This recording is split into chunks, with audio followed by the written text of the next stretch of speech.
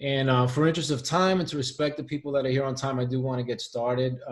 My name is John Garcia, and I'm a certified health coach. I have a company called Up Level Living, based in South Florida, and I work with two different clinics. I work with one in Boca Raton and one in West Palm Beach. Um, and so some of what I'm going to share today is things that I have in my course and things that we help our patients with to start getting on an exercise routine. So today's webinar is called Creating an Exercise Habit. Let me move this down here. Okay, so obviously we want to start with what is a habit. It sounds like, a question that maybe everyone would kind of have an idea of what the answer is, but there is a real definition for habit. A routine behavior that is repeated regularly and tends to occur subconsciously. So I highlighted the word subconsciously, and then if we keep on, it says here, from the standpoint of psychology, a more or less fixed way of thinking or feeling acquired through previous repetition. So a habit is subconscious and something that happened through a lot of repetition, right?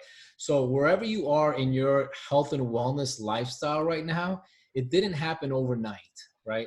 The habits you have are part of the entire, lifelong kind of journey that you've had. So, all right, so I wanted to kind of just start with that. Now, the reason I'm doing this this webinar real quick today is most of the patients that I work with, a lot of them don't even exercise. So I'm not sure who's on the call and where you're at in this journey. But obviously, if you're on the call today, exercise is something that you're considering or is important to you, and you just want to understand how to make it a regular part of your life. And I got to tell you, in my life, exercise was not a habit. And so I'm 50 years old right now, and exercise is a daily habit for me. And I want to show you exactly how I did it because it's not as hard as people think it is. I think the fear of exercising is we've tried to do it probably many times and we've failed. So we're going to talk about that for a minute, and show you that really there's a proven method. I didn't invent it, that I teach, and I think you guys are going to love it. So let's continue. Okay, so why do we often fail at creating these habits? Now, exercise this applies to all habits, really, all habits in general. The reason we fail, number one, is we have an unclear why.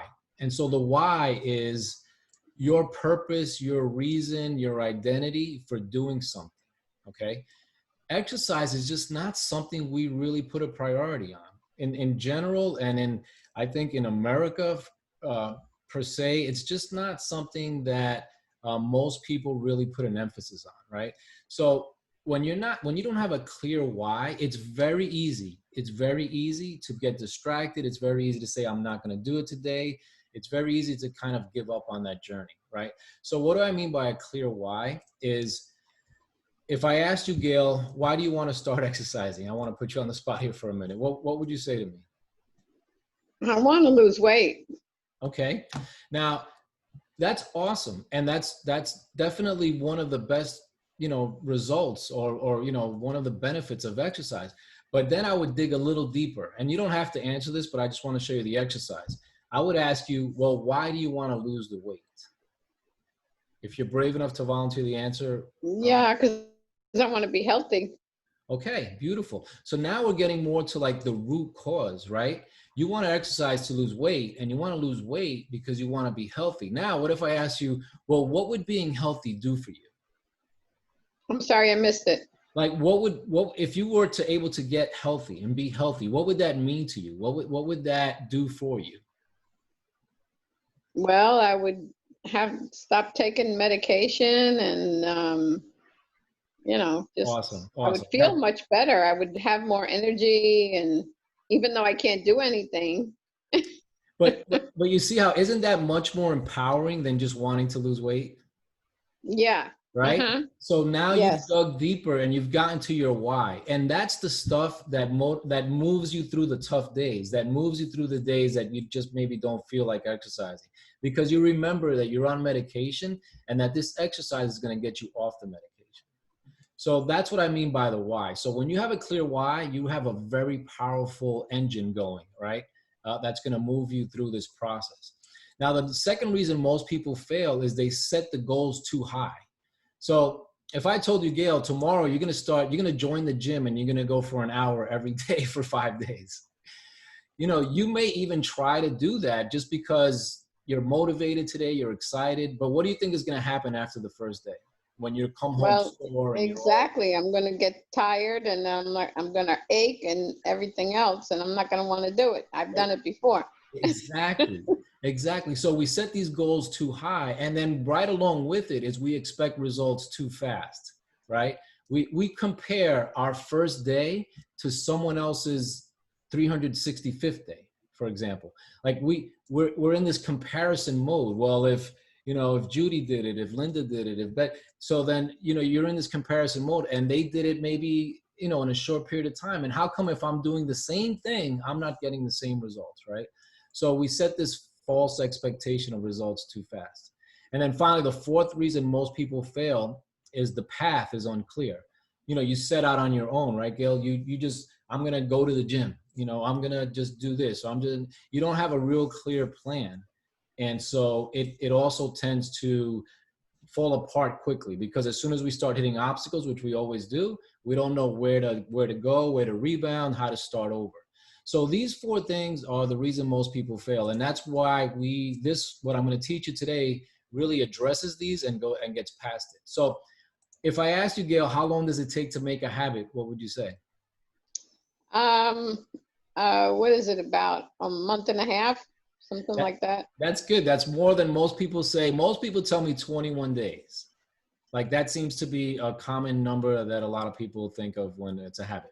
So a month and a half is about 45 days. It actually takes 66 days from some of the best, studies and some of the best tests that have been done on habits. It's 66 days to create a habit. But if you see there, I have it at 100%, meaning that's 66 consecutive days of doing the same repetitive behavior.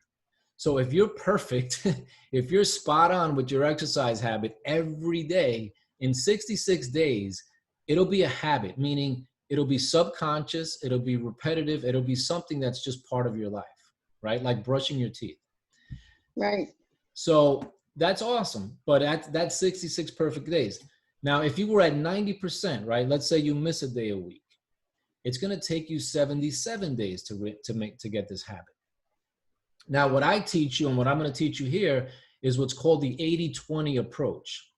So I don't think, this is a method that has been proven with over 100,000 clients. This is the most sustainable and attainable way to create a new habit. It's 80-20.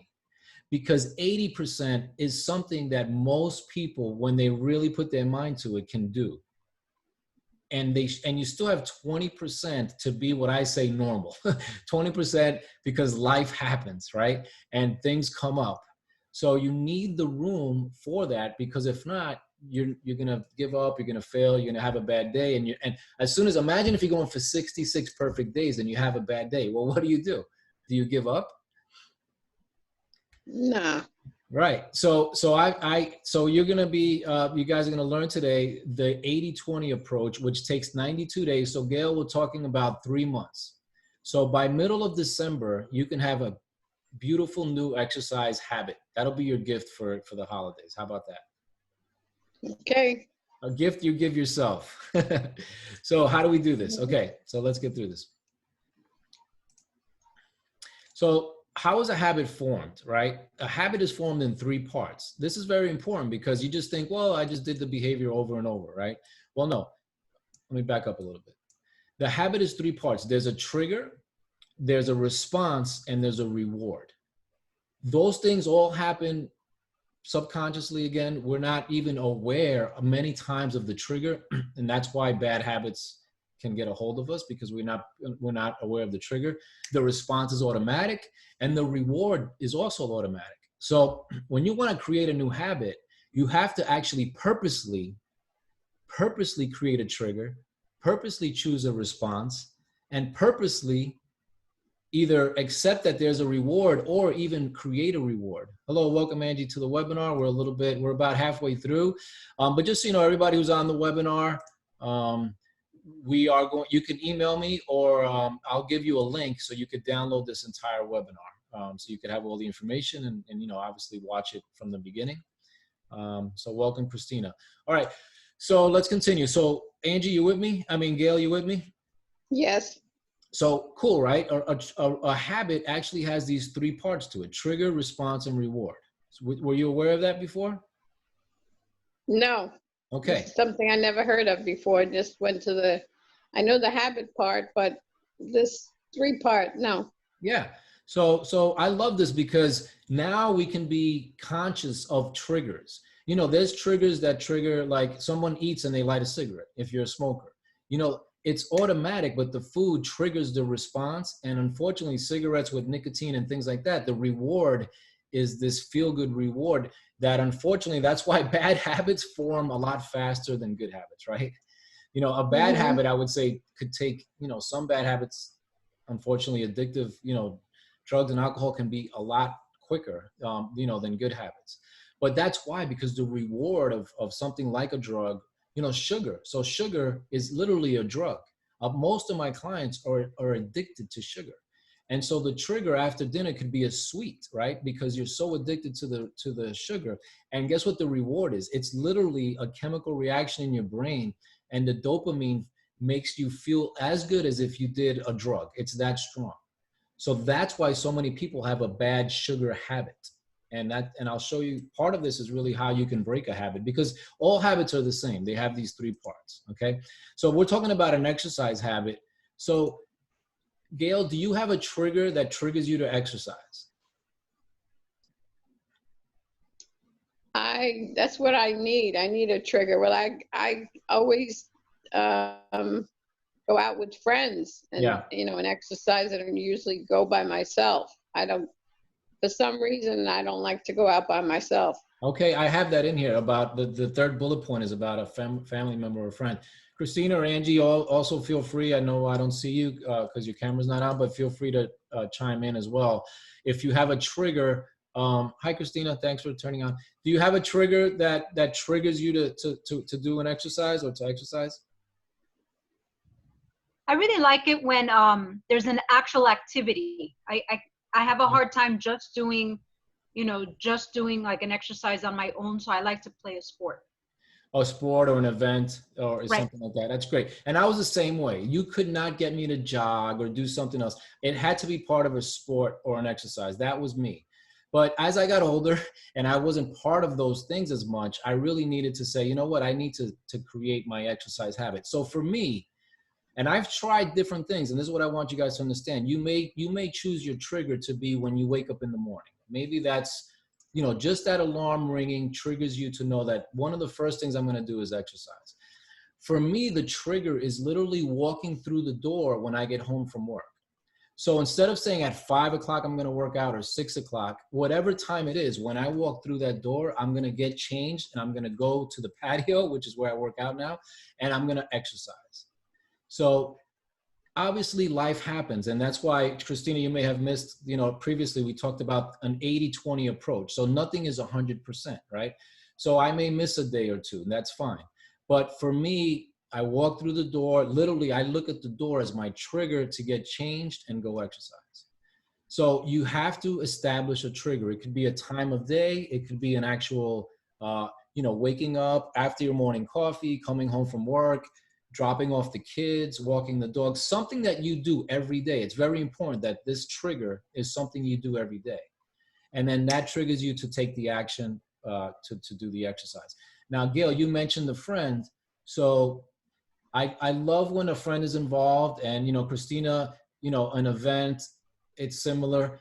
The thing with that is, you know, if they're not 100% accountable, you know, they could also take you off of your habit track.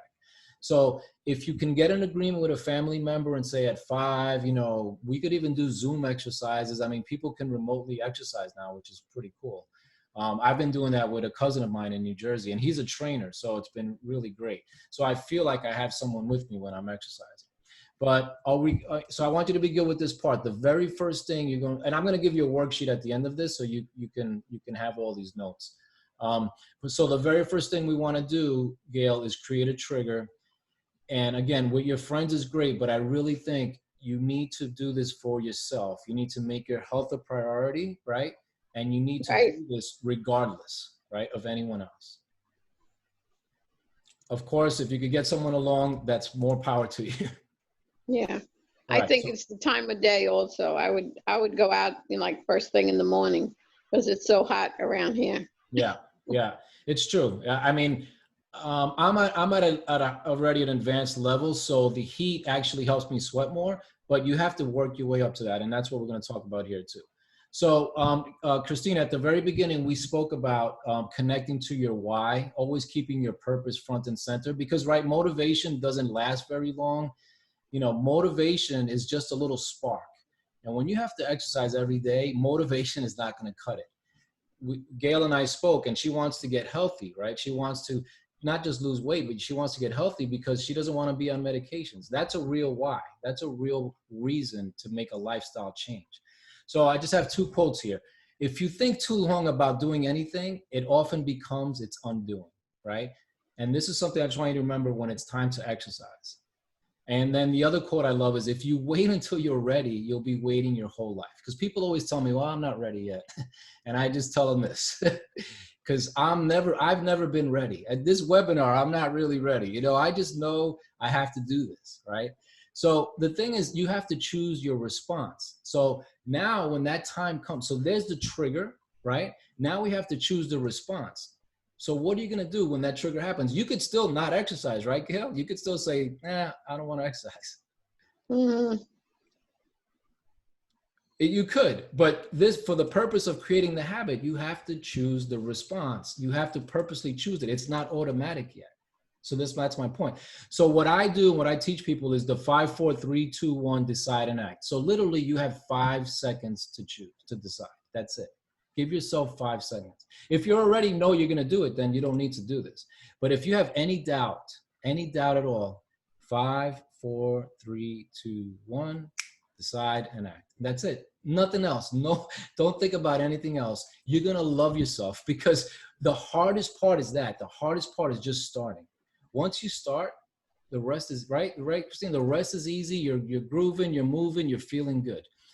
And if it only takes 5 seconds to decide, it'll make your choice much easier. Don't contemplate on the decision as we're building the habit. All right. So I'm actually going to give you a little routine. So I'm not a trainer, but this is what I was taught. And you're going to see 5 exercises here: run in place, push-ups, sit-ups, squats, and jumping jacks. The 10 jack, queen, king, ace there in parentheses, I'll explain that in a minute. So Gail, the way we start a habit exercise, we start very slowly, and we start with real digestible chunks. You know, if I put you to work out for an hour, like we said earlier, you're just going to be miserable the next day. You're going to be sore. You're never going to want to go again. Gail, do you have 5 minutes to exercise every day? Oh, yeah. Good. So that's all I'm asking you to do here is 5 minutes. Even if you could do 10, don't do 10. The first week, you're going to do these 5 exercises for a total of 5 minutes. And this is how you do them. You do the exercise for 40 seconds, as much as you can, and then you rest for 20 seconds. So that's a minute. So you do run in place. You're just kind of running in place, 40 seconds. You have a stopwatch or your iPhone or something like that timing it. There's an app here you see at the bottom. It says Tabata, T-A-B-A-T-A. It's an app that you can set all the timings for your exercise routines. So you run in place 40 seconds, and then you got 20 seconds to rest. Then you do push-ups for 40 seconds. So as many as you can do. Maybe you could do 2. Do the 2. Don't worry about it. If you could do 3, do the 3. If you do 10, 25 is like you're at an elite level. If you can do 25 in 40 seconds, you're doing great. So again, 40 seconds of exercise and 20-second break. Okay. Then sit-ups, 40 seconds and 20-second break. And you can see the pictures here of the exercises. You know, they're the most common exercises in the world. But they're also work your entire body, right, Christina? These are the core exercises that really work your entire body. They work your body and they do aerobics. Okay, then you get to squats. You do squats, 40 seconds on, 20 seconds off, and then jumping jacks. Now, I understand if you have certain physical disabilities, for certain physical things that hold you back, you can modify all these exercises to your capacity, right? Don't expect to do them like you see the girl on YouTube doing them without breaking a sweat and without even, huffing and puffing. You just do them at your pace, because tomorrow you're going to do them again, and your pace very slowly and gradually increases, and very slowly and gradually gets better. All right. So Gail, do you understand how this works then? Yeah, yeah. Are you going to give us a thing of this? Yeah, I'm going to give you the worksheet, and this entire thing is going to be something I'll email to you and you could download as well. Okay, yeah. The only thing I have a problem with is the jumping jacks. I can't seem to, I don't know. I tried, but that's fine. Like there's alternative versions of all these exercises. You could do a jumping jack without jumping. If you just float your arms up in the air, all the way up and all the way down, and you do that for 40 seconds, you're going to build stamina. You're going to build endurance. It's still quite an exercise. And when you jump, you don't have to necessarily jump. You could do like small hops. You could do variations of these, and I can help you with that too. After this call, we can talk, or we could schedule some more time to talk about it. But as you can see real quick, week 2, what you do is you repeat the entire cycle now a second time. So by week 2, you're exercising 10 minutes. It says 11 because you rest 1 minute in between the cycle, right? So you do 5, you rest an entire minute, and you do the next 5. That's week 2. Week 3, you do it 3 times. And week 4, you get up to my maximum of 20 minutes. If you feel good and you want to do more, that's fine. But let me tell you, they're going to be the fastest 20 minutes of your life, and they're going to be some of the most difficult 20 minutes of your life. It's amazing how quickly the time goes when you do your exercise this way. And it's also amazing how many calories you'll burn when you do exercise this way. They call this, by the way, they call that a HIIT routine, high intensity interval training. So if you guys like cards, if you have a deck of cards at home, this is a way to keep it fun and variety, add variety. You just pull 5 cards. You could pull the card. If it's a number 3, you do a mountain climber. If you pull an 8, you do a walkout or high knees. So these are some advanced, exercises. And Gail or anyone on the call, if you have trouble with them, I can give you alternative exercises as well. But it's fun to have the variety in it, so that way it's not so monotonous. You're not doing exactly the same thing every day. But the key is 5 exercises, 40 seconds on and 20 seconds off. All right. So now we're going to finish with the reward. So a habit, Christina, is a trigger, response, and reward. So we talked about the trigger, the responses, these exercises, and then how are you going to reward yourself? Well, first of all, Gail, the reward is what? The real reward is what we said in the beginning. right, losing weight, getting healthy. Right? So exercise in and of itself has endorphins that lift mood, weight loss, toxins as you sweat are removed from your body. It's great for cardiovascular health. It improves blood sugar. Talk about getting off medications. I've seen everything. I've seen people reverse type 2 diabetes, cholesterol, blood pressure, blood sugar because of diet and exercise, not just exercise. But you can add a special reward. Let's say, Gail, that your goal is 5 days this week. And at the end of the 5th day, you're going to take yourself shopping. You're going to do a spa day. You're going to have a date night. You're going to do something with your friends. I'm not saying to deprive yourself if you don't get there, but make it a goal that it's fun, that, as you get there, in addition to all of the built-in rewards of exercise, you're going to do something special. Or maybe you have a little competition with a friend. That's always fun too. And you could not necessarily bet, but you could win something, or you could just make it something that adds a little bit of entertainment to it, and kind of gamifies it. Mm-hmm. So what do you guys think of that? Sounds good. Cool. So it's 3 parts. We have the habit now. By the way, Christina, in the beginning, I asked how long does a habit take? What would you say? How long do you think it takes to create a habit? About a month. If you do it every single day and repeat that behavior every single day, it takes 66 days. 60. That's why everyone quits after 1 month from the New Year's resolutions, right? As soon as February comes along, everyone quits the gym because they thought in 1 month they would have a habit or be in shape. Well, no, it takes 2.5 months. And the way I'm teaching, Christina, with this 80-20 approach, meaning if you see here, based on an 80-20 approach, it's an average of 5.5 days a week. So Gail, that means 1 week you work out 5 days and 1 week you work out 6 days. It's a lot. It's almost the full week, but that's 5.5 days on average. If you do 5 1 week and 6 the next week. If you did 7 1 week, you could do 4 the next. I wouldn't recommend that. Try to be as consistent as possible. That's the key to creating a habit, is as consistent as possible. So you could download, when you get this, you could print this out. So here's your worksheet right here. Write down your trigger. Write down your response. Write down your reward. Pick a start date. This is super important. Pick a start date, and then based on 92 days, if you started, let's say today, on December 17th, you would write 12/17. That would be your new exercise habit goal date. This way, you really can take a deep breath, take it all in, and know that it's a process. Know that it takes time. You know, be kind to yourself. Don't be judgmental. Don't beat yourself up when you miss that day. If you miss 2 days, you know you have time to catch up. It's not the end of the world. Now, I do want to say this. To create the habit, you do need to be at least 80%. So if you're at 70%, Gail, are you going to improve your health? Yes. Are you going to lose weight? Yes. Are you going to get a lot of the benefits of it? Absolutely. But will you create an exercise habit that's part of your life? It can take a lot longer. It can happen, but it will take a lot longer. Yeah. So really 80% is kind of like that minimum threshold for your body and your brain to just be caught up in the repetition where it becomes a habit.